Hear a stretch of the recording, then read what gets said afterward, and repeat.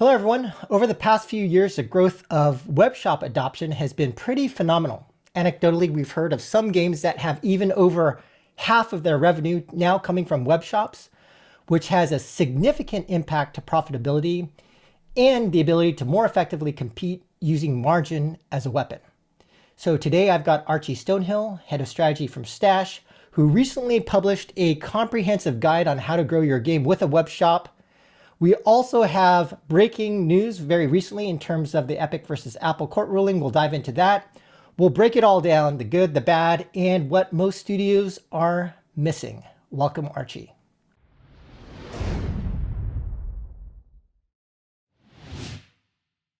Hey, great to be here. I'm very excited. I love your content, so I'm very excited to be on. Great. So let's start by diving right in, talking a lot about some of the changes happening in the market today. We have seen this massive adoption happening over the past couple of years. We also had the Epic versus Apple court ruling. So I wanted to ask first about the recent guide that you guys published, How to Grow Your Web Shop. What's changed in the last couple of years that made this kind of publication more urgent? And then if you can, it'd be great to get your sort of take on the court ruling that just happened recently. Absolutely, yes. So as you mentioned, I'd say web shops and direct-to-consumer has been probably the major trend of games over the last 18 months. And what really kicked it off, I would say there's two things. The first is there have been major changes in App Store policies and governmental regulation that have heavily favored developers being able to do direct-to-consumer things. And then the second major thing is just some trailblazers like the likes of Scopely and a few others, Playtika, that really led the way in establishing what direct-to-consumer can do. And really, I think you can trace the origin of this boom in web shops to 2021. The first consequence of Epic's lawsuit against Apple was that Apple changed their policies to allow developers to communicate with players about alternative purchase methods outside of the app. So Epic launched a clearly non-compliant alternative payment rail embedded in the app. In 2020, they were kicked off the App Store. They sued in response.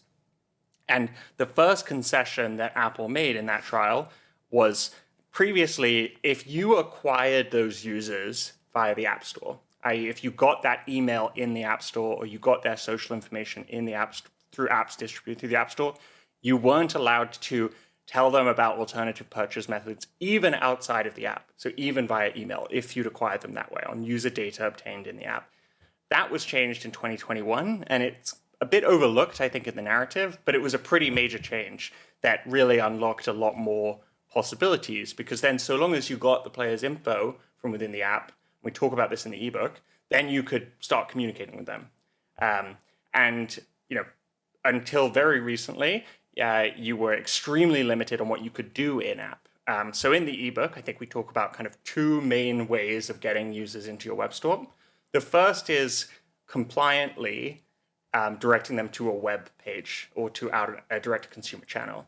So the policies that have stood are called anti-steering policies, and they prohibit developers from steering users to alternative purchase methods within the app. And then the second major bucket of tactics is how do you get communication information within the app that you can use to communicate more freely about the web shops, like emails, like following on socials, like Discord. And so, being allowed to kind of obtain that info within the app and then message them was a huge unlock.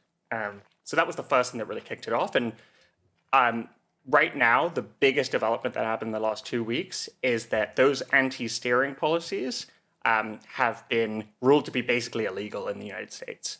And in response, Apple has been forced to update its policies to remove all restrictions on how you can communicate with players inside the app about alternative purchase methods. It's even had to remove restrictions on linking out. It's had to remove a fee that it wanted to take on link outs. So it's a really big development, this collapse of anti-steering.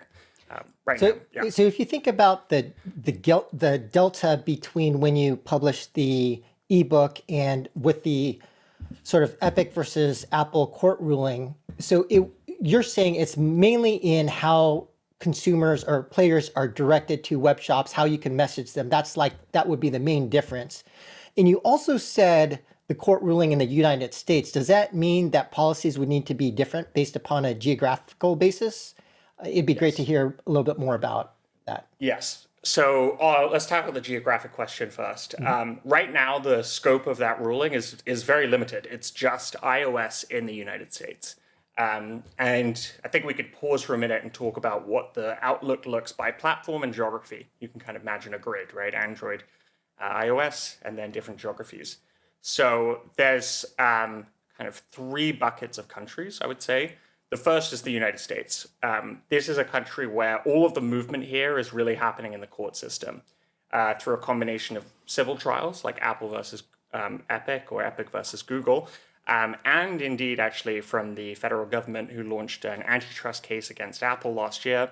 And major news, they won an antitrust case against Google about their search product. That doesn't necessarily address the App Store, but it just demonstrates the kind of change we've seen in regulatory and judicial outlooks on digital markets. So in the United States, you have movement happening in the judiciary. In Europe and the UK, the second bucket of countries, and there's a couple others like South Korea, Japan, etc., you have new legislation being passed that regulates these digital markets for the first time in a serious way. In the UK, that legislation is called the Digital Markets Act. Sorry, in Europe, it's called the Digital Markets Act. In the UK, it's called the Digital Markets Consumers and Competition Act. And those acts were passed. DMA was passed in 2022, came into effect in 2024. In the UK, that act was passed last year, and it comes into effect, end of this year. So all of that is very much ongoing, and you're seeing a negotiation between Apple and the EU. They were fined 3 weeks ago, which was already big news, and it was totally overshadowed by the Epic case. So I anticipate you will see a lot more movement in Europe that will almost certainly catch it up to where the App Store policy stands in the United States and very likely exceed it. When Europe goes and then the UK, then you have like the third bucket of country, which are, everyone else. So, right now, Apple has different policies by geography. We'll see if that continues. I think for the very near term, it will, because the different rulings will have different levels of certainty and appeals and stuff like that. So it's a complicated landscape for a developer to navigate. Right. And I think before we move forward too much, I wanted to stop and talk about the business case, because I think that some people in the mobile games industry understand that this is important. D2C overall, but also web shops can have a massive impact on a game's profitability. So I wanted to just basically underscore the importance of this concept to some of the people in the audience who may not fully grasp what kind of impact this has and why it's so important, why so many people, especially in the last 10 days or so since the court ruling, are now talking so much about web shops. And so can you just break down the economic case for a typical studio that goes from, say, no web shop to implementing, let's say, a good web shop? How do the numbers specifically break down to profitability? What can somebody that's operating a game that then implements a web shop, what can they expect to see from a profitability perspective? Yeah. The first thing I always say when I talk about this is that Apple and Google take a lot more money from developers than developers typically think. I always ask a developer, if you're a developer and you make $10 million, right? You have $10 million coming into your bank account from Apple and Google. How much do you think Apple and Google are making? And almost everyone, when they don't think about it for very long, says, 3 million, right? Because they take 30% and I make 10 million. But the thing to know is that actually it's more than that, because your 10 million is not the 100% number. It's not the gross spend number. It's the net spend number. So the ratio of what you earn to Apple and Google is not 10 to 3. It's 7 to 4, more or less. 7 to 4 and a bit. And so, there's a lot of money on the table. In fact, what players are spending, if you're getting 10 million, players are spending 14 point something million. And so that's a very significant amount of money. So they take 30% on gross. If you now switch to a direct-to-consumer channel, your fees will vary, but it's typically 5 to 10% instead of 30%. And what that means is that, let's take the case of like a game which is making, 100 million, let's say. If then your web shop provider is taking 10%, which is the highest it normally would be, then instead of making 70 million, you're making 90 million. That's a really substantial increase, right? It's a more than a 20% increase. So typically developers are making 25% plus more revenue through direct channels than out-of-app channels. And if you build a fairly good web shop, you can expect to shift anywhere from 20% is like a okay web shop, depends on your genre, but 20% is okay. So, if you take like the kind of like, if you think about how much that's capturing for you, it's like, 25% plus of 20% of your revenue. And I think you can get to far higher D2C numbers. So I really think like this is going to become a necessity if you want to remain competitive as a mobile game, because if your competitor is getting, let's say, 10 to 15% more revenue on average for players, they will be able to very easily outbid you on CPIs. And so I think that like this is right now a kind of like must-have already, but I really think in the future this will become an area of major competition, and that actually if you were more successful at getting players into your direct-to-consumer channel, that has all sorts of downstream implications on your ability to fund more aggressive UA, because your LTVs are increasing by 10, 15% on the same exact user spend. Right. And I want to dig in more into like the benefits of web shop besides margin. But before we dive into that, I wanted to also set the stage for our audience and just understanding the landscape of the bigger movement around D2C.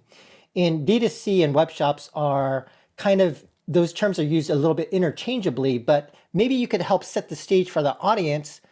Web shop is the primary pillar underneath D2C, but could you also characterize some of the other kind of initiatives, other kinds of pillars underneath the D2C sort of umbrella? Yes.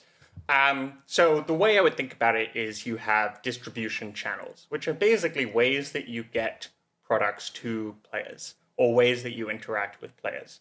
And those distribution channels can be, a variety of things. It could be a web shop, which is kind of like e-commerce, but it could also be side-loaded app distribution, or it could be web playable versions of your game that players are accessing directly, or it could be a desktop distribution that's direct. It's really about, are you intermediated by a platform, and who is your customer at the end of the day?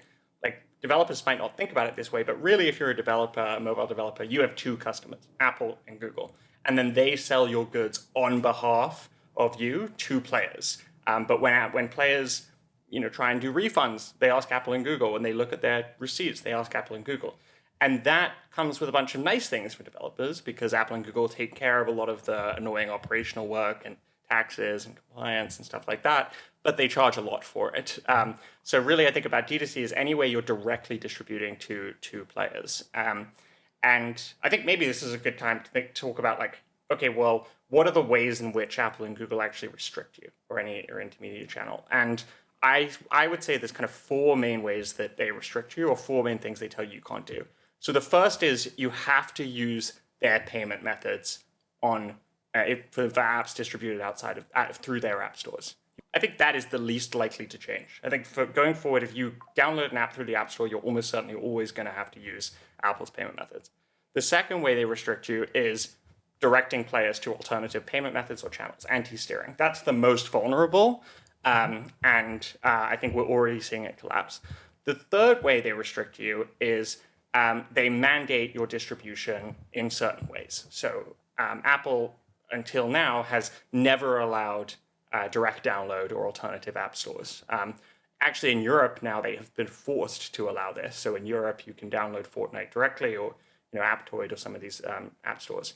Their developers can either go through an alternative app store, or they can sideload, which is a direct download from your website, a bit like you would with any kind of app on your computer. So that's the third major way they restrict you, is how you distribute your game. And then the fourth way is they actually place pretty strong restrictions on content and what you can actually do with your app. And a lot of this developers don't really think about, because it's almost so obvious. But a game like Roblox, for example, could never have scaled on mobile because it's clearly non-compliant. It's what app stores call a store within a store, which is that you can't launch a competitive app store within your store. So if you are a publisher and you want to, publish multiple games in the same app, you can't. And if you look at how the internet ecosystems have evolved in countries that don't have these restrictions, namely China, you have these super apps like WeChat, which would never be allowed in the United States. And this has been frustrating for Facebook and Instagram and WhatsApp. And so, there's a real hope, I think, that when you eliminate the distribution restrictions, developers will have a lot more room for innovation and experimentation. But going back to what you had originally asked, so I would say the list is web shops, i.e. alternative purchase methods, purchase locations in the web, direct distribution, alternative app store distribution, web-based distribution, so that would be web playables. And then on desktop, you have direct distribution of launches. And you can see from successes like Fortnite or Riot how powerful that can be if you actually directly distribute on desktop. I mean, you could imagine a company like Riot being built on mobile by building a killer mobile app and getting direct distribution, owning those players. And the major benefits you get are really that customers who you interface with in a direct channel are your customers. And I think we all learned through IDFA deprecation how vulnerable we are to these platforms' whims. So you have their emails, you own their data. There's no third-party data broker or anything like that. You can, communicate with them completely freely. Really, you're going from a model where Apple and Google are selling on your behalf to a model where you're directly selling to your customers. And that has all sorts of implications for cross-promotion and long-term customer relationships. You can look at what Riot has done in terms of how it incubates its ecosystem. You couldn't do that if you were as intermediated as the App Store's mandate. And so, tactically, the major benefits are the margin, direct access to player data, email communications, retargeting, et cetera, is a huge one now. And then there's a couple others about what you can do and experiment, and you have complete freedom in what kind of content you make and how you make it and how you update it. So those are kind of three main benefits: margin, player info, and more room for experimentation on functionality. Okay. Should we dive into some of those areas now in terms of for example, let's say players get access to additional data. Maybe you could help characterize how does that help the game studio? For example, from a UA perspective or other ways. Yeah, so there's a couple. So one is that you have a direct communication channel in that you have a player's email. It's also, a pretty deterministic identifier. Yeah. So, if you start accumulating, you can more accurately attribute your installs if you get access to their email, which helps you to make more informed marketing decisions. So the first two are direct communication. You can actually message your players directly, one-to-one. Second is more accurate attribution. The third way that this can be pretty useful is feeding into lookalike audiences. The more information you get about your highest spending, most engaged players, the better you can find players that are similar to that by feeding in emails to lookalikes on Facebook or Google, etc. I'd say those are kind of the three main ways this facilitates user acquisition. The kind of fourth one, which I mentioned earlier, is just this incremental margin completely changes the CPI LTV equation. And this is why I think there is a competitive necessity for developers to adopt direct-to-consumer, because if you want to remain competitive in the user acquisition landscape, you need to be getting higher margin on every dollar, right? So just think about if you do nothing else to your game and you increase your margin on every dollar by 10%, before that could completely transform your UA equation. You mentioned margin, data, and control. So on that third aspect of control, can you just give a simple example just to, I just want our audience to concretely understand what you mean. Yes. So do you mean control and functionality or control over? Well, what do you, so when you talk about the primary advantages of web shop and you characterize those three aspects, what do you think that our audience should think about with respect to advantages from a control perspective?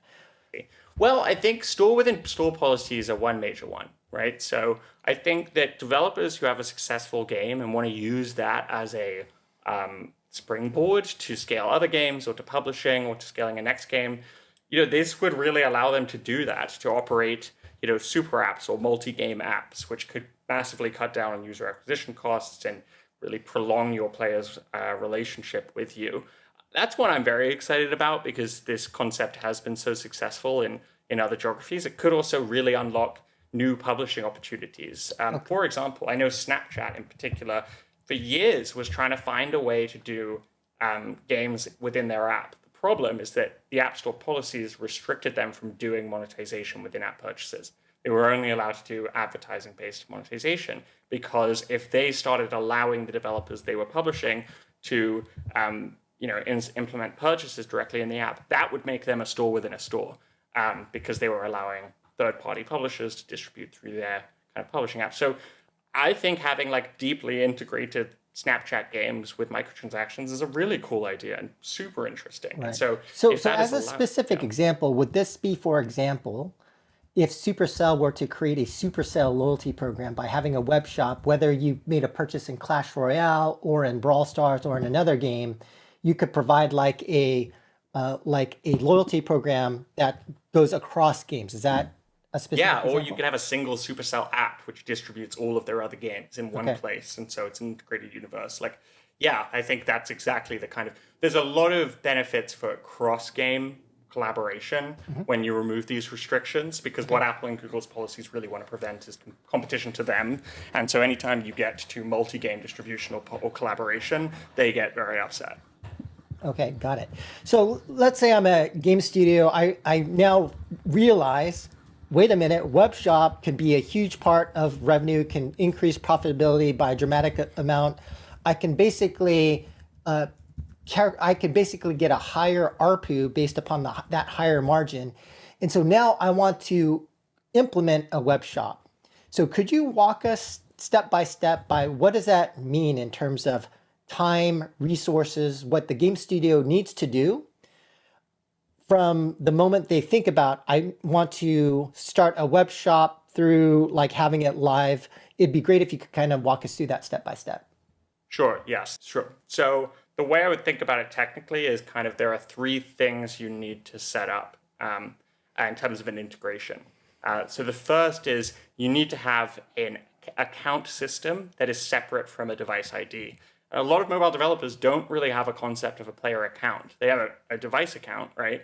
And so you track gameplay locally, but unless you have cross-app, cross-game progress or whatever, a lot of them don't have their own accounts. Many of them rely on Apple and Google, so Game Center, for example, for tracking progress and account recovery. And so the first thing you need to do is build that, basically. Have something that can link the same identity to multiple touch points and then find a way to link that to the web instance. And so you can do that either by onboarding a full OAuth account system and then just having users sign in both places. I'd recommend against that because most players don't really think of themselves as having a game account to mobile games. And so what we do is we try and use the game client itself as the authentication method. So using deep links on mobile and QR codes on desktop, you can just scan the QR code, click the deep link, it opens the app, and then you say, yes, this is me, and it sends a token back that then logs the user in. So that's the first thing you need to do, is sort out identity. The second is sort out purchase receipts and notifications, i.e. granting the items to players upon the successful completion of a purchase. This is basically just finding a way to get a transaction, a $9.99 transaction, identify the right product, and then send notifications to your own servers and update your inventory system based on this.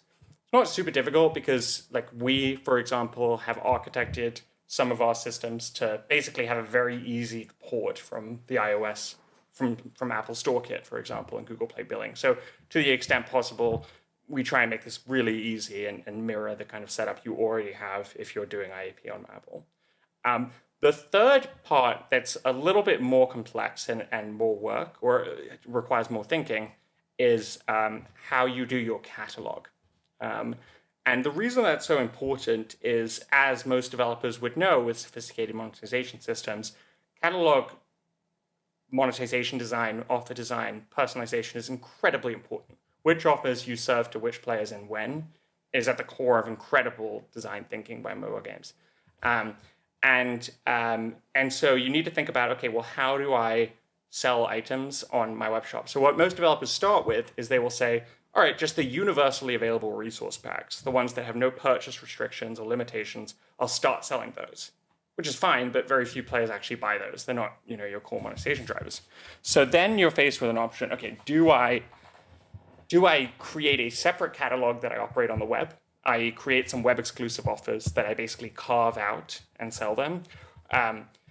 That is simple and it's easier to do. The problem is that it then requires you, in order to think about your web shop as a channel, it requires you to find ways that will either screw up your economy or just make your mission more complicated, because most games economies are already fairly optimized in the game client. So then now if you have to introduce a bunch of new offers that are compelling enough to get players to purchase them in the web, it's kind of hard to carve out a substantial amount of resources in order to do that. And so at Stash, one of our most compelling products for a lot of developers is what we call our unified catalog product, which is basically it syncs with your existing catalog management system to pull all of those offers into the web in real time. And so whenever a player loads up our stores, we call game servers, we say, what products do you have? And we show those products based on it. And what that is really great about that is it requires you to do absolutely nothing to put catalogs on the web shop once you've done the integration. And then the second great thing about it is it means all of your personalization, segmentation, et cetera, that you do in the games economy, it automatically transfers because you're just calling the same offers on the same logic, et cetera. And so you can add to that with web exclusive offers, but again, you do that in exactly the same way you would launch an offer in game. So once you've done those three things, you have players who can log in, I know who this player is, you have a catalog that they could browse and find items, and then you have a way of kind of actioning and granting the inventory upon successful purchase completion. You've basically done everything you need to do technically. There's a lot more to the payments aspect, right? And this depends on how you do it. Like the standard model in the games industry is what's called a merchant of record. And the reason for this is that, as I mentioned earlier, games developers don't really sell directly to players. They sell to Apple and Apple and Google sell on their behalf.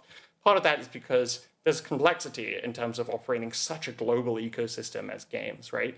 Unlike an e-commerce site, when you launch a game, you have to take payments everywhere, not just your local country. And so to do that, you have to do compliance, you have to register for taxes, you have to calculate taxes, you have to integrate payment methods, you have to manage player chargebacks and refunds and customer support.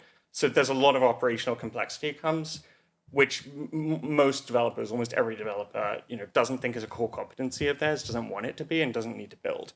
So it just makes a ton of sense to work with a payment partner who will give you a better payment system that you could build yourself and remove all of that work from you. Okay. And so from the perspective of implementation, two questions. One, what kind of resources on the studio side do you typically see implementing a web shop? Like the kinds of people, the amount of time it takes to implement, how many people are actively looking at the web shop, things of that nature. And then from the moment that you start the implementation to when it's live, like what kind of time frame are we typically looking at?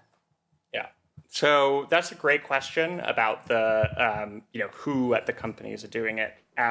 So at Stash, we only really work with large and at-scale developers. Mm-hmm. So I can talk most about them and less about smaller startups and scaling games. What we've seen is a model emerging where there is a product manager that is the key POC for the web shop, and they interface between the web shop development team, whether that's internal or external, and the game teams, because you need a lot of buy-in and cross-functional collaboration to do this. So normally we will have a PM that will work with us to make the strategic decisions about design, incentives, program structure, feature prioritization, et cetera. And then on the implementation side, Stash does all of the development and design work ourselves. We don't require anything from the developers except kind of approvals. We build very custom stores. But there are some, depending on how you want to operate your store, there are some internal tech investments that typically need to be made, principally on catalog management. It seems like a silly small thing, but that is really where a lot of the hard work of game web shops comes in. Because either you can maintain these separate catalogs, in which case, fine, that requires very little tech investment from the game team side.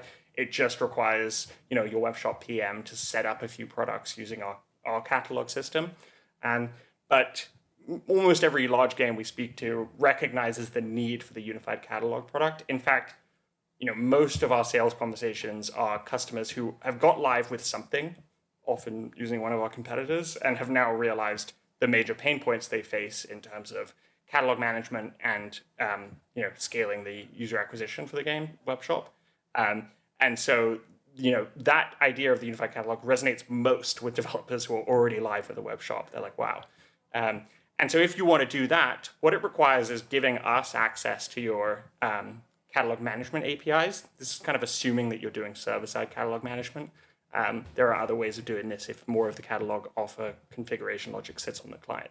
But so long as you use a catalog management system that communicates with your game clients, we basically will plug into that.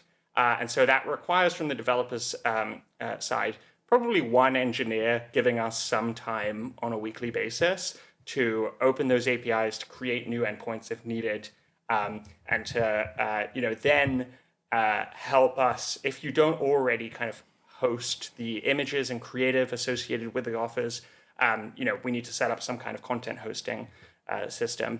But that's not a ton of work. And then when that's done, it's done forever. And so there's no ongoing management. And then on our side, what we'll do is we'll construct component systems for each offer type. So most developers have a bunch of offers, but they kind of can be bucketed into a few components.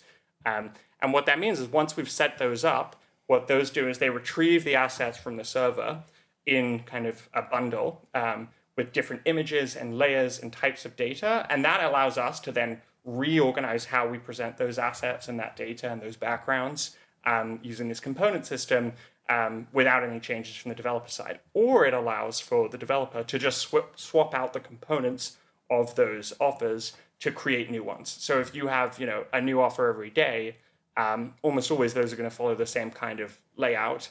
And so all you need to do is switch out the foreground assets, the background assets, the price, and the name, and all of that is reflected in the store in real time. Okay.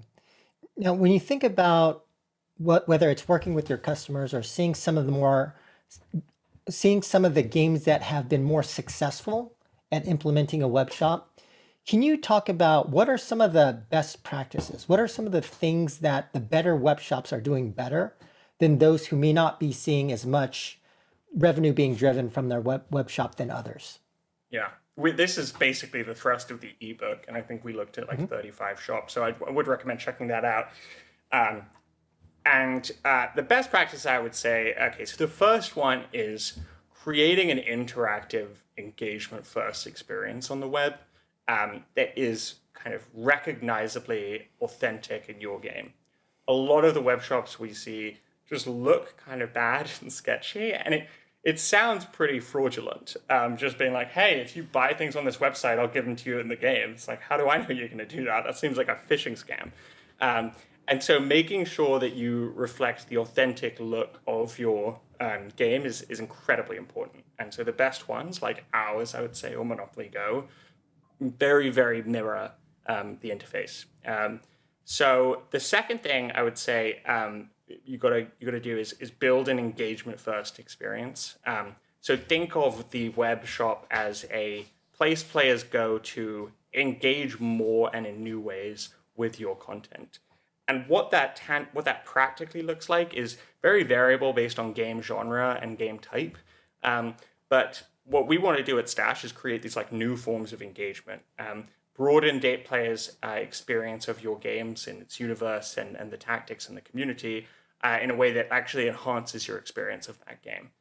So for a strategy game, the best ones I've seen, like Scopely is really, really great at this. Well, for example, like their Monopoly Go shop has really awesome luck-based mechanics. So, for example, there's a spin the wheel feature. There's actually an amazing tutorial for the game on their website, which is incredible. It's this 3D thing you can click into. So it teaches you how to play. There's updates, there's content about there. I think they even have some of the collection mechanics are now supported in the web. And this is just an awesome way of making this like a delightful experience where players go to this site frequently and make some purchases every now and then. But if you make something that's engaging that brings players in, I think that's a huge plus. I will say, I think the third point I'd flag is that the catalog system is almost always a problem for developers that I speak to, and I think is a huge blocker to scaling these channels. Because if you offer on your web shop only your standard resource packs and web exclusive offers, you're capping your maximum monetization in D2C. And so one of the reasons I think that the 20 to 30% number has emerged as a standard is because that's actually the maximum that players could purchase on the web, because 80% of their budget is still going to the offers in-game that you don't want to get rid of as a developer. You can't get rid of them, but you can't host on the web. So really look, the best developers, and one of the guys who ran D2C at Take-Two flagged this as a really important metric. What is the offer coverage in D2C? What percentage of your purchases can be made on D2C channels? I think that's hugely important. And then what else would I say? Oh, yes. The fourth thing I would flag as a really important best practice is how you think about incentives.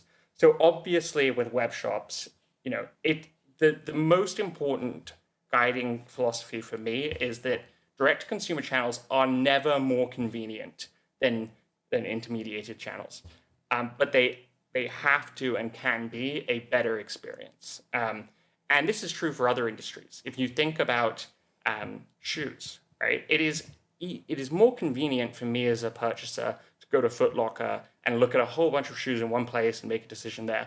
And yet, Nike has built such a phenomenal direct-to-consumer channel. They have other ways I engage with Nike on a daily basis, like Run Club or Training Club. They have things like customization on the website. So one of the reasons I would go to Nike's website is that I can customize my shoes. I can change the laces colors, the kind of all of the small aspects. That is a phenomenal way of creating an enhanced experience without actually giving away any value or cannibalizing yourself. And so the best web shops understand that what you're building here is a better experience. So you want to minimize friction as much as possible. Those are the kind of two levers you can pull in web shops. How low friction can you make it, and how highly motivated can you get players? And so the best web shops understand that. They have link outs with pre-authenticated ID. That's what we have. So players, when they click a link in the game, they're already signed in when they land at the website. And they can ramp up the incentives. And just to deep dive on incentives, I think where some web shops go wrong, even when they're quite advanced, is making it too transactional. Literally going to players, hey, we get 30% more, we'll give you 10% off. That's actually not the most effective way, even to give away a 10% average book discount. But the thing that we always try to do is, one, never discount your prices. Never lower the amount players are spending. Always give them more value instead of lowering their spend. Just give them a 10% resource bonus. Two, kind of obfuscate the exact value they're getting with other systems. So the predominant way we kind of give value on our web shops is through a loyalty program that's progression-based. You earn loyalty XP. You also can earn a loyalty currency that you can spend in a web exclusive shop on offers. And so all of that kind of does slightly obfuscate the amount of value players are getting than a 10% purchase would 10% discount would. And then the third best way to implement incentives is to kind of gamify it. Again, keeping in mind that this is an interactive, delightful experience. We want to establish a motivation for players to use the web shop and progress in the web shop separate from just a very transactional motivation. So, we build our web shop loyalty programs to be kind of gamified. Hate that term, but it is appropriate here. To make an intrinsic motivation for players to progress them in order to get levels, in order to get to a higher level. And you do that by associating higher levels with value. So, at high levels in the loyalty program, you might have, some cosmetic upgrades that you can offer on avatars and stuff like that. But you also would have just a whole suite of benefits. Like, for example, with our store on Tacticus, the benefits you can get are, one, you have higher bonus multiple ratios for your web bonuses.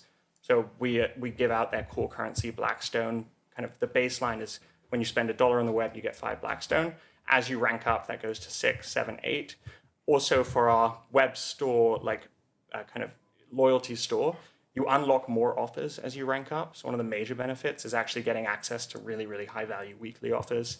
There's just like a whole bunch of ways you kind of associate higher ranks with value. And then suddenly you have like a new bonus you can give to players that doesn't directly impact your economy. That was quite a few, so I'll stop there.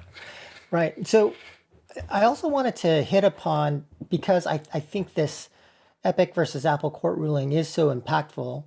One of the things that you mentioned is that one of the biggest changes in terms of the recency of the ebook to now is going to be how game studios are able to message players. So can you talk about, what do you think, like maybe giving us specific examples of what's going to be possible now? And if we can message in a better way, do you imagine like that 20 to 30% that many game studios are seeing from web shop revenue increasing based upon the ability to better message to players?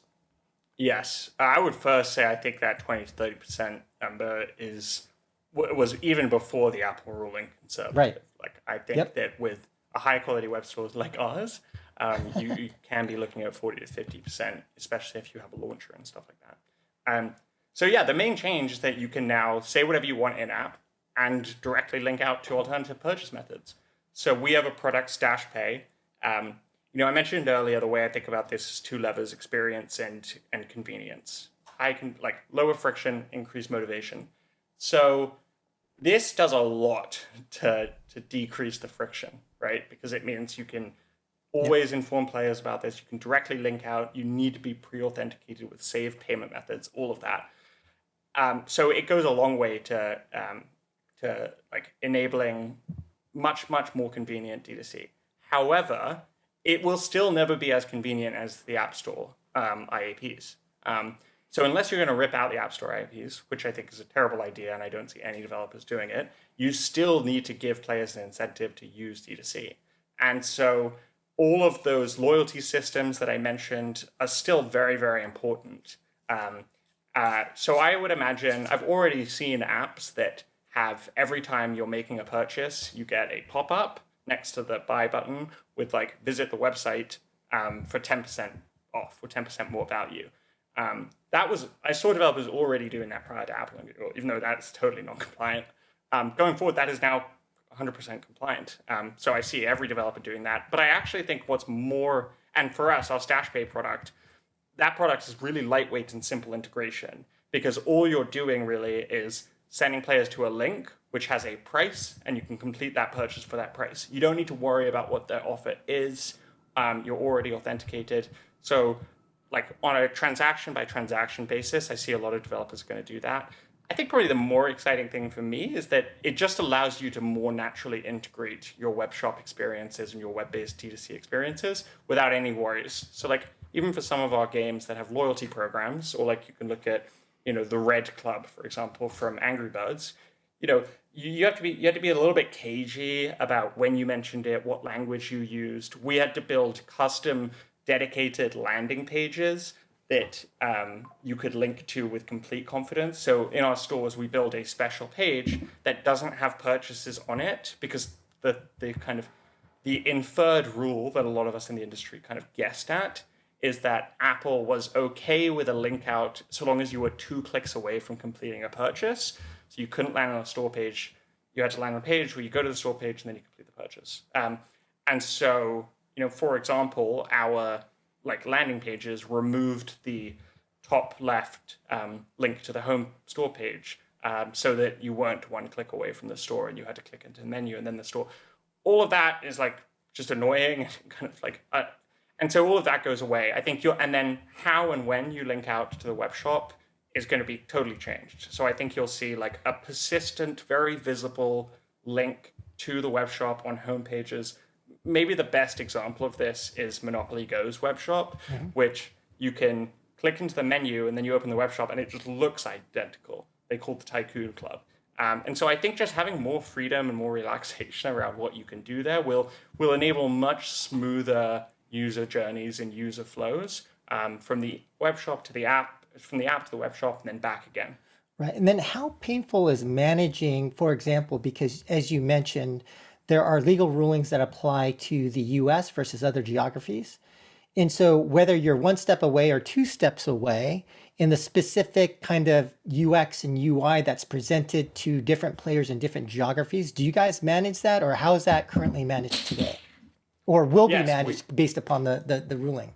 We manage that. Like our knowledge of and trying to stay as up to date as possible on the latest, well, one regulations and then App Store policy that complies with that regulations is a big part of my job. And so it does get complicated. It's always a risk calculation, is what I tell developers. And I can tell you what's high risk, what's low risk. But even for low risk things, like I could never say it's completely safe because Apple is not like, a fair democracy. It's a dictatorship. And so what they deem to be in violation of policies, they deem, and you can't really appeal it, right? Now, having said that, like, it's not as if you you make a mistake and Apple's like, no, you're gone, never again, right? They have a huge incentive to keep you on the App Store and for you to make money. So there have been examples, like for example, the Monopoly Go web shop, when it was announced, the Tycoon Club, they were told by Android that they had to change the link out. Android didn't like the link out. Apple curiously did. And so you don't have that really smooth Tycoon Club UX on Android right now. So already you've seen divergence by platform, and there really will be like a grid where what you can do in Europe for iOS is different from what you can do in America for Android, and that's different from what you do in America for iOS. Like this Apple ruling only applies to iOS. The Android case is separate, it's ongoing.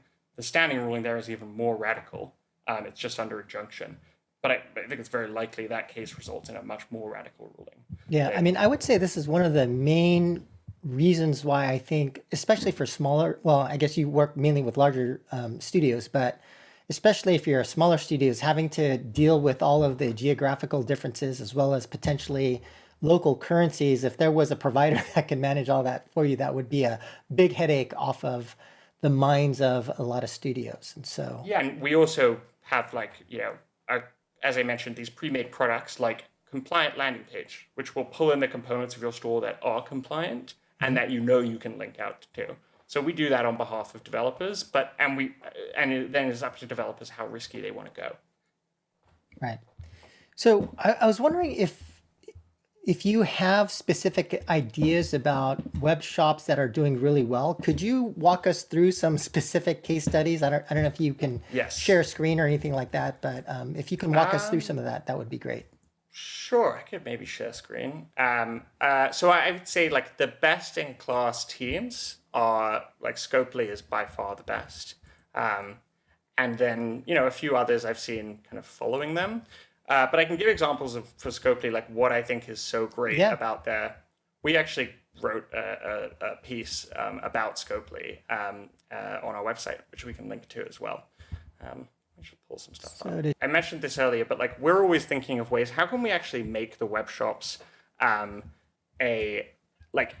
that enhances your experience of the game? And one of the ways we do that is by building content and community. Those are the two big kind of like levers.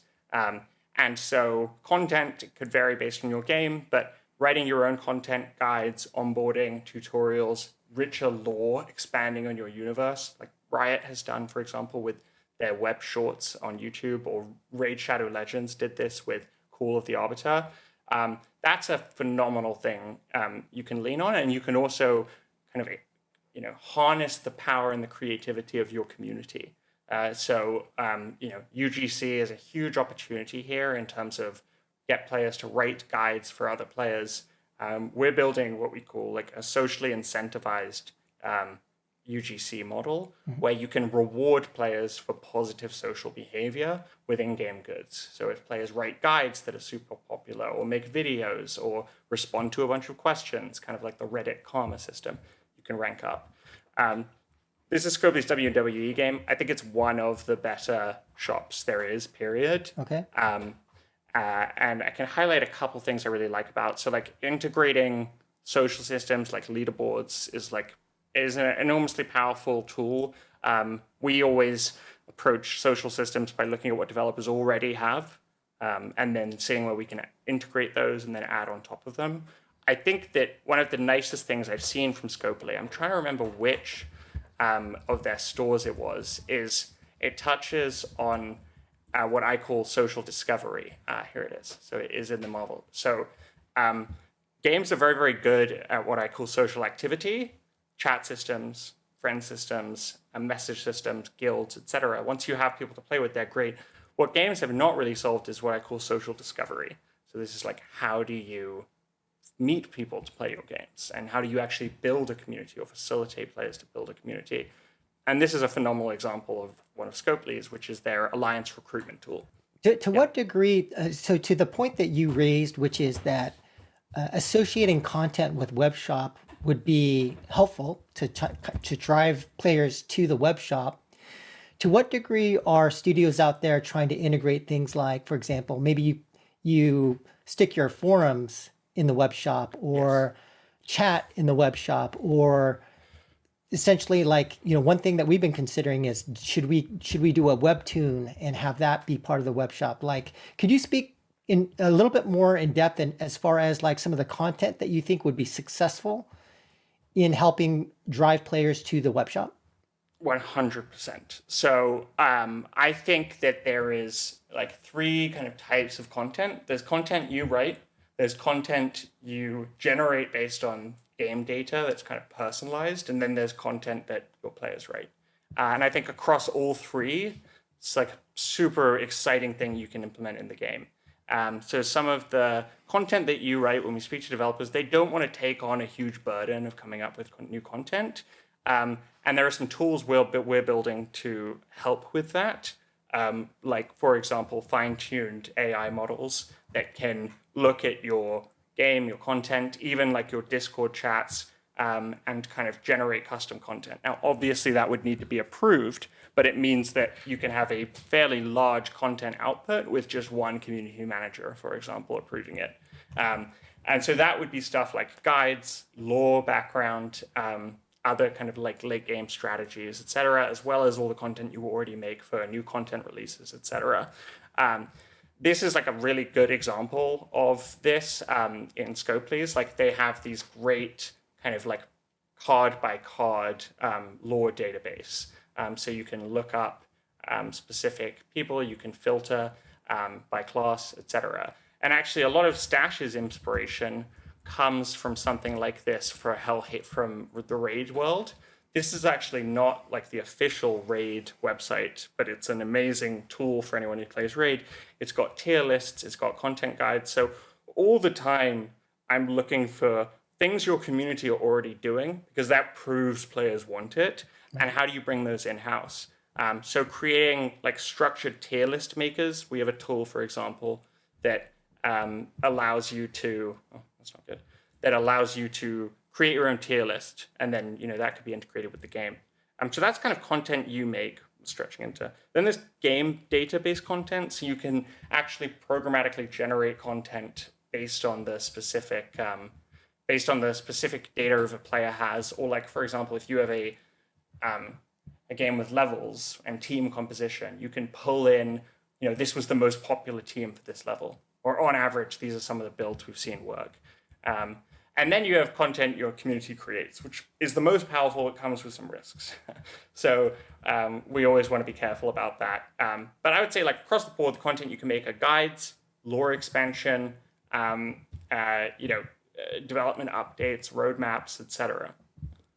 Which is basically a loyalty program and online community that you can access that has a friend system, a web store, etc. What you want to do is create a habit of players visiting this store on a daily basis, right? That is ultimately what you want to work towards, because it's kind of like on an opportunistic sale if they do that. So on content, you have competitive elements, you have matchmaking, team finding, etc., as well as like other community features.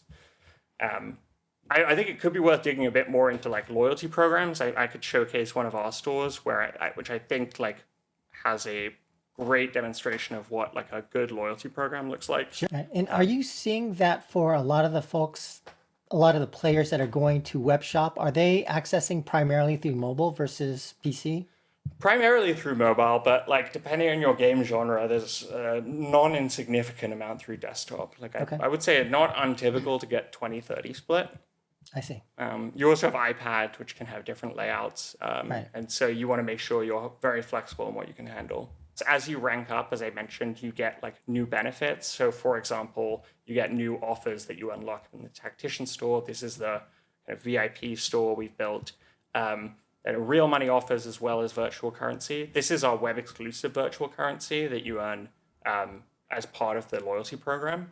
And actually getting access to these high value offers is itself a very, very powerful benefit because these are such good offers that players would purchase them weekly and regularly. And then one of the kind of best ways I think to show how this works is by walking you through the checkout process and just highlighting the rewards. We do have a cart. It doesn't have to be a cart, but actually carts are very beneficial for D2C because the higher your average transaction volume, average order value, the lower your average fees, basically, because there's often a fixed portion of a fee in payments. It's like 2% plus 39 cents. And do you see a lot of games doing exclusive shops to the web shop, meaning you can only get these exclusive items from the web shop and not, you can't, like, so let's say the more you purchase on the web shop, you get a certain token, the web shop token, and then that web shop token you can use to buy exclusive items only accessible through web shop. Is anyone doing something like that? Yeah, so that's exactly what this is. So Okay. this is, it's not exclusive content like cosmetics, but they're exclusive bundles. I would say very, very few games We'll do monetize exclusive it. content. Yeah. Okay. It definitely is something I've pushed for. In that, like, I think there are ways of doing it. Maybe not exclusive, but giving early access to content as part of a web shop benefit. But yes, I would say when you're selling content, that would be a very powerful driver. Depends on your game, but like very high value regular bundles. So if you have a very, very high value weekly bundle that is unique to the web shop, that's very, very typical. And in this one, that's actually a major benefit of being high rank. So as you are higher and higher ranks, you get access to more and more high value bundles. Okay. Yeah, so the actual catalog selection is a major kind of reward, Sure. so to speak. But yeah, so you make these purchases. These are the different rewards you get on a per spend basis. I mentioned earlier, this is like the Blackstone bonus.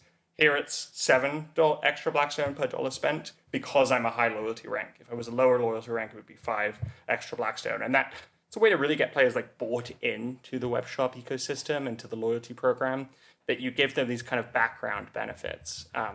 I always think about like airport loyalty programs. We did a lot of research on how those work, or hospitality or hotels, because economically those industries share a lot with games in that they don't really have, like, the most significant costs for airlines are not unit costs, right? It's each incremental seat you sell on a flight doesn't really increase the cost that much. What really costs you a lot is flying the plane. And same with hotels. If hotels are at 90% occupancy or 70% occupancy, it costs roughly the same amount to operate that hotel. And same with airlines. That's very, very similar to how games work, because we don't have an incremental cost per unit sold. So we do have opportunity cost, we have customer acquisition costs, but like, it doesn't cost you any more to sell 1,000 gold than 10 gold. And so you could use that in similar ways to how airlines do, so long as you're increasing total spend and usage. So airline loyalty programs have kind of these background benefits in terms of like your air mile accumulation rate, as well as more visible, like I would say acute rewards like lounge access and upgrades. So we're also trying to always gamify the progression and bring it back to showing you how you are ranking up. I'm trying to think if there are any other kind of great web shops. We talk about a lot in the ebook, so I would recommend people checking that out. But like, quite frankly, there aren't that many web shops that are great. I think a lot of them have a very significant room for improvement. Supercells are quite good. I can bring those up. So if you're thinking about some of the best examples, you mentioned Monopoly Go, you mentioned Marvel Strike Force, you're going to talk about Supercell. I guess you've got Tacticus. Any other web shops that some of the folks in the audience should be checking out just as a reference? Yeah. The other ones that do quite a good job are a Thinking Ape, I will actually say. And they are very good at integrating their web shop. And they're good at integrating their direct consumer experience into, for example, emails. So I think they must have quite a good CRM because their email communications are fairly strong. Yeah, a Thinking Ape I would check out, or a side-loaded app, right, where you get all of their games. It's still pretty bare bones, though. Like, this is very limited offers. I think that's a result of the challenges I described about catalog personalization. Yep. I would imagine the Clash of Clans one must be good, but it's well designed. Yes, seems to have like a solid rewards layer. One of the things Supercell used to have that I think they deprecated, but I thought was quite good, is they used to have, missions, perfect, they still have it. Yes, so they have these, a bit like the missions I showed you, these engagement-based missions, which I think are awesome. And these also give you a compliant mechanic you can mention in the app. Pending the Epic ruling, like the policy was you couldn't direct them to alternative purchase channels. So we would find all sorts of ways to notify players about web-based stuff that wasn't that wasn't mentioning the shop, and so was compliant with App Store policies, like the loyalty program and stuff like that. So Supercell do have, this is a great tactic. I think these are the Supercell back catalog skins. And I've seen a couple examples of this, and it actually really gets at what you mentioned earlier, which is that for games with a long history that have seasonal skins, a lot of them have put those up as purchasable items exclusive to the web. Phenomenal tactic if you have the catalog. Yeah. And how much are game studios or anyone doing web shop rewards that are offline rather than kind of digital?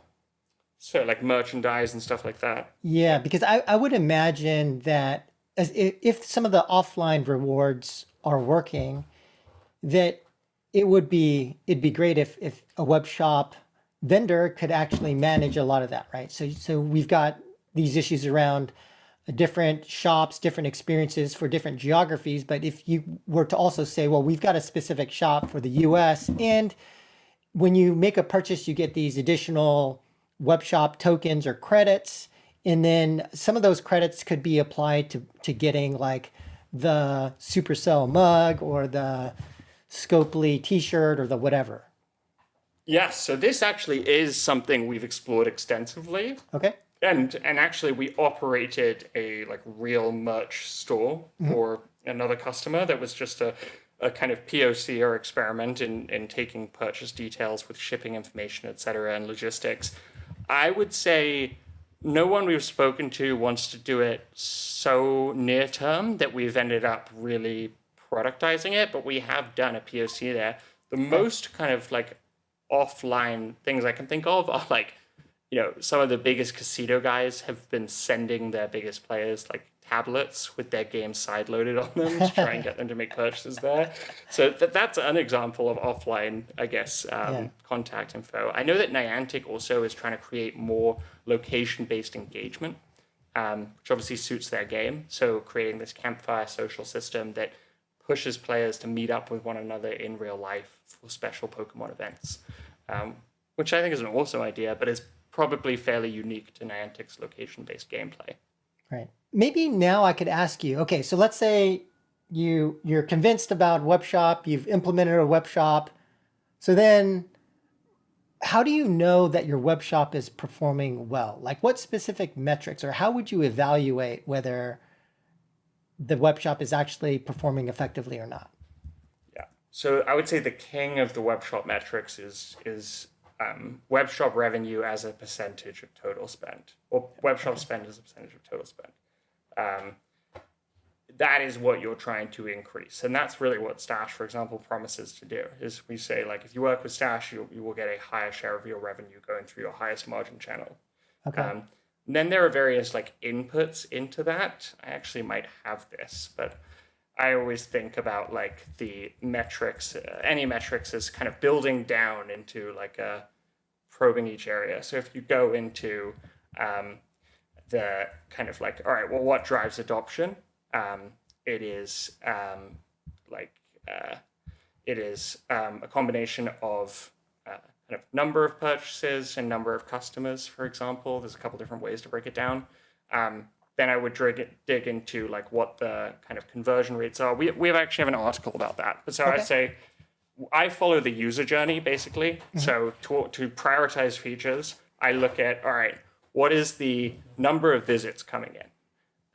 You can increase that various ways. Then I would say, what is the number of visits to account linking conversion ratio? Because sometimes number of visits can capture a lot of noise because there's a lot of random visitors who you don't particularly care about. Then I would say from account linking to first purchase is a really essential metric, and you can look at the various steps along that journey, and then repeat purchase rate after that. And then there's a bunch of other supporting metrics, but like those are really the core ones that I look at to prioritize features. Other metrics that are worth thinking about are like your traffic sources, your account linking failure rate if you have a technical issue. For example, you might want to like add additional ways of signing in. Like we originally just had authentication with the game client, but now we have like full authentication using email password sign in from Google if that's what you want to do. On purchase rate, I would say what you want to get at there is like why players that aren't purchasing their first purchase aren't. And that could be UX design, it could be offer coverage, or it could be motivation. So you kind of want to get at what the reasons are there. One way of doing that would be, for example, with us, because we have a cart, we look at the add to cart rate. And so we say like add to cart indicates purchase intent, and then you look at why they didn't complete it and where they dropped off. And then on repeat purchase rate, I would look at average number of purchases, frequency of purchases, as well as average order value. And you can grow both. You can also look at cart abandonment rate and ways to get at that. We integrate like all of our player communications with some of these metrics, so we can trigger a direct email to remind players about an abandoned cart, for example. But those are really the key ones I would say you want to drive up. And do you provide any sort of benchmarks across those, or today are most game studios just kind of looking at it and just kind of comparing on a relative basis to themselves? It's extremely hard, I would say, because there are unique aspects of the game and its player base. Like, for example, I've heard that WWE from Scopely does like maybe 50% plus DSC revenue. But it's a really old game with really old players who are super bought in. And so, even a mid-core game or a hardcore game with newer players, I think it's going to be tougher to bring in the web shop. And the other unfortunate thing is now all of these companies have, been acquired. We can't get any of these metrics from public financials anymore. So roughly, you're looking at like, anecdotally, what I've heard, a lot of the conversations we have with customers who are looking to switch, they cap out at like 10% of web shop adoption. And then, kind of high performing web shops are doing like 20 to 30%. And then really exceptional ones are doing north of that. You can also look at like number of customers who have engaged with the web shop. And I know that for one of the biggest kind of luck-based casual casino games, when they launched their in-app link out to their loyalty program, I think they got 50% of their daily actives for the next week, or their weekly actives, to visit the web shop, and immediately shifted over 20% of spend for that time period. If you gave me like a specific game genre and age and game type, I could probably estimate what I think is reasonable for them. Okay. Cool. Well, maybe we can now think about the future. And certainly I think the court ruling will have an impact on a very positive impact, I believe, on the adoption of web shops. But when you think about other things that may be coming to the market with respect to whether it's D2C or web shops in particular over the next 12 to 18 months, what do you think is coming up? Yes. So, from a regulatory perspective, I would say we are likely to see movement in kind of two main areas. The first is Europe and the UK actually seeing what the kind of actually compliant App Store policies look like once the EU has exerted more pressure on Apple and Google. I think it's highly, highly likely that you see the removal of anti-steering provisions. You see much more freedom and ease of out of App Store distribution. Those are the kind of two main things I think are likely to see movement on. I think it's unlikely you'll see changing for App Store distributed apps. Like, it's fair that they take a fee, and the EU doesn't want to decide that. Second place I would see movement is in America. You have the Android Epic case, which I would anticipate being like another real dark horse that surprises everyone. The standing ruling for that is really radical. It would basically open up every aspect of the Android ecosystem for the next 3 years. In-app payments, App Store distribution, everything. I think it'll probably be watered down on appeal, but we'll see. Currently, that ruling's under injunction while it's appealed. So those are the two main shifts I'll see from a regulatory perspective. I think then more generally about D2C in the industry, I do think it'll become a requirement. I think the removal of anti-steering provisions is particularly exciting for more casual games with impulse-based purchases because Match, for example, has been very slow to adopt web shops, which is fair enough because a lot of their purchases are made on a specific impulse and it's very linked to the moment-to-moment gameplay. And they're small purchases too. So Yeah, they can be. They can be. And I think that like those players are not motivated. They also don't pre-plan their spend. And for example, this is why I'm so excited about checkout links. Like if you think about purchases that made that are made at the end of a level, for example, to extend a level. What's awesome about our new Stash Pay product is it brings up the checkout interface in a web view, so you don't need to end the session. So you can continue the exact same session, and that allows players to kind of get the immediate benefit of extending their sessions. So I would anticipate we see some very exciting movement there, and just opening up for new genres that haven't been adopting workshops. As that happens, I do think it'll now become a competitive necessity to operate some version of direct-to-consumer, because I just think the UA edge you'll get from first-party data, direct player outreach, retargeting, for example, like re-engaging lapsed users is a totally different ballgame if you have their email, right? Right. And you know you can get at them. So, and then just kind of more like visionary, I think that like we'll see real innovation. And I think that like the best developers in this space will do things that are like a lot of what we were describing today, just enhancing the experience of their game through new forms of engagement. I do think cross-platform will see a further expansion of. Like one of the things we haven't discussed much today is that Stash has a launcher product, and a bunch of games are using our launcher for either beta testing.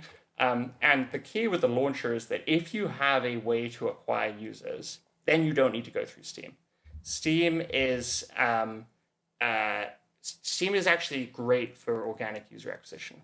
And so the problem with direct consumer distribution on desktop is that you need to find a way to get your users. Mobile games already have their users, right? They acquire them through mobile programmatic. And so a great strategy that the likes of Scopely and Plarium have adopted is they have built these communities on mobile, and then when they shift them to PC, they are able to use their own distribution channels because you're not acquiring the users through Steam. I think that strategy will continue to grow and expand. I'm really excited about it, and everything we build for our web shops is supported through our launchers as well. So I really see the launcher becoming a game hub for a certain category of games. Got it. Then the final thing is alternative distribution. I think I am fairly skeptical of alternative app stores. I think that, as I mentioned, some kind of like killer app Riot style model that could then potentially turn into an app store is feasible. Like we'll see with Fortnite, for example, could be that, or some other game. But more generally, I think that it's an exciting thing to think about sideloaded app distribution for game developers to take on themselves. And again, something Stash can support you in, setting up all the infrastructure to support sideloading, native app payments, distribution, etc. But I think that's another one to watch. Okay. And maybe final question would be around, well, maybe two more questions. So the next question is, what about Stash specifically? Can you speak a little bit to the product roadmap over the next 6 months to a year? What's coming up next in terms of capabilities or features?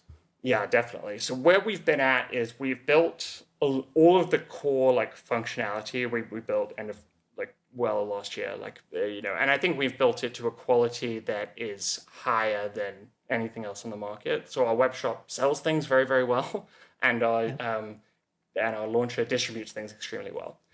Then the other kind of phase that we then completed afterwards is all about loyalty, rewards, checkout incentives, and we're pretty happy with where we are there. We can support any sales strategy you think of: promo codes, discounts, volume-based sales, in-game reward promo codes, etc. Now there are kind of like two main kind of priorities I'm thinking about. So the first is player acquisition for the web shop. I break down the kind of product feature set into three categories: acquisition, conversion, and retention or engagement. And acquisition was the question we got the most from developers. How do I actually get players into the web shop? Some of that we've already discussed and might be changing with Apple and Google, but I think for the time that will continue to be a challenge. So we already have things like creator codes are supportable on our web shops, and same with personalized direct messages through email or Facebook, for example. Some of these areas are areas where we've worked with partners, like built external partnerships. So I think we'll continue to work there, but I would say the main shift in focus is now like, how do we build some of these engagement features? So content and community. And we're starting with content. And so the near-term roadmap for that is we've built content management system. All of that is supportable. We can host and display content. Now we want to build kind of how do you actually make the content or get the content? So we want to build UGC tooling for that, and this kind of socially incentivized reward system. We want to start with relatively structured content that has minimal risk of gamers doing what gamers do when you give them the chance to rate things. So for example, like our tier list maker is kind of a big, I think, a great representation of that feature set, where players will be able to create the tier list, share the tier lists, etc. We also have, I think we're doing some experimentation with AI in this category and seeing what we can build. None of us think that AI will, without supervision, create great content, but we're looking at ways we can augment and fine-tune models based on a game's universe, players, data set, etc. I'm quite excited about that, actually. I think it's got a lot of potential. I'm normally pretty skeptical of speculative AI ideas, but I think this is like a great use case for it. So those are two of the main things to watch. I'm trying to think. We'll also really, I think we've reached the checkout links product, what we call Stash Pay, is at a really, really good state. Like, I think it's already the smoothest checkout experience you can see, and it's an extremely lightweight integration. So I'm hoping we speak to many customers who are like, your product looks great, looks better, but like, we're okay with where we are now, and we're not like going to reinvest in prioritizing a complete overhaul of our web shop in the next 2 months. So let's speak again in 6 months to a year. And I'm very excited to now have that as a standalone product that we can integrate, because a lot of them have asked, what can we do that's like a smaller partnership? And so I think Stash Pay is a great example of that. That's kind of most of the things that I'm thinking about a lot. Okay. Yeah. So last question, is there anything that I left out that you think that the audience, a game studio executive or a product manager, what should they know that maybe I left out, or maybe we've covered it all? Yes, I would say that the kind of for what Stash is trying to build in particular, our main competition is almost always in-house. It's like they either go with us or they try and build it themselves. And what I always try and communicate is that the value of working with an expert partner like us is not an operational benefit. it's not just that it's like easier and fewer on balance sheet costs to work with us. It's actually that by going with, us, I think you will actually make more revenue. I think a lot of executives tend to think like, okay, yeah, we might build or buy. Well, if we buy it, we don't have to do it ourselves, and that's better. But in fact, like the main benefit for Stash is in D2C adoption. So the justification of working with us is, yes, you don't have to worry about building compliance, tax, web development, etc. But more than that, like Stash web shops will get a higher percentage of users to use your web shop and therefore earn your money. And it more than offsets our costs. And so, for stuff like our catalog technology, like that is a just step change in how much you can monetize on web if you can now offer everything you have instead of trying to carve out offers. And so I'd encourage, executives and games industry product people to like think about it like that and really think about like, okay, well, what could we do in collaboration with Stash? Great. All right. Well, Archie, thank you so much for your time. Just for our audience, final reminder, check out the ebook. It's a really, really good ebook with a lot of interesting best practices and a lot of great advice. And hopefully you guys will also release an update to that given the recent court rulings as well. But yeah, thanks so much, Archie. And for our audience, we will catch you next time. Thanks so much for having me.